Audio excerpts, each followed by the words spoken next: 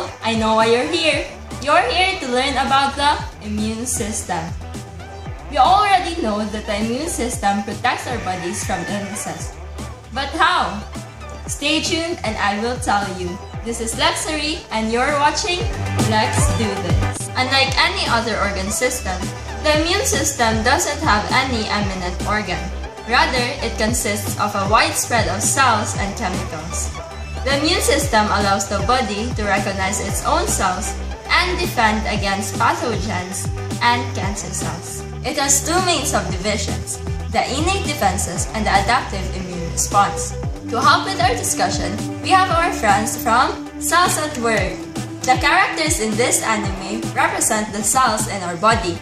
In episodes 1, 3, and 10, they focus on the different white blood cells that help defend our body against the antagonists in the show, which are the bacteria and viruses. Episode 1 talks about the external and internal innate defenses.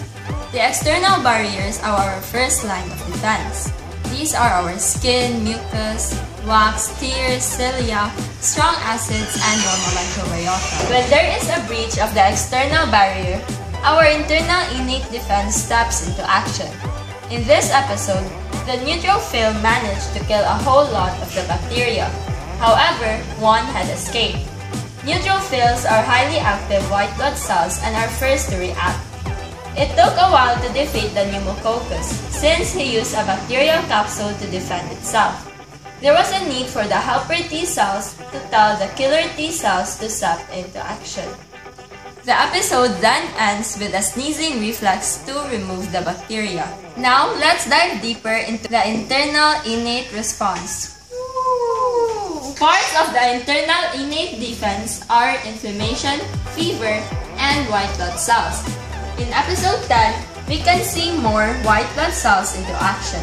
The immune system usually fights bacteria and then creates a memory of how it responded, which is the work of memory cells.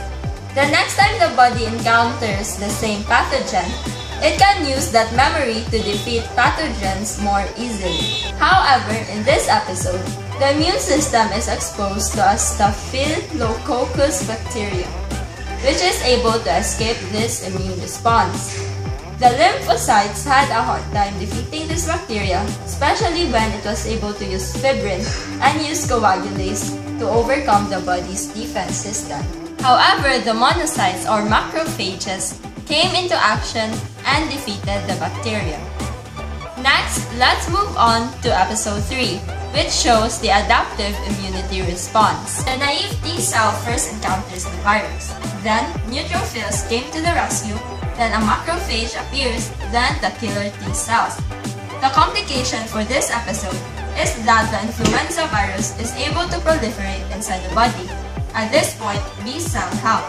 The difference between B cells and killer T cells is that B cells produce antibodies to fight against antigens, while killer T cells eliminate pathogenic cells by themselves.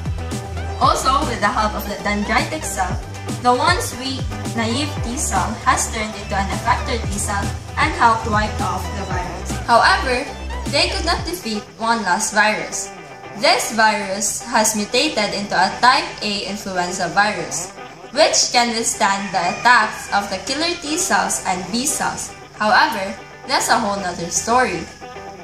Back to the adaptive immunity response, this figure shows its process. In adaptive immunity response, macrophages present bacterial antigens on its surface. A helper T cell binds to the macrophage at a lymph node. Effector T cells and memory cells emerge from the activated helper T cells. Then, cell-mediated and humoral immunity response occur.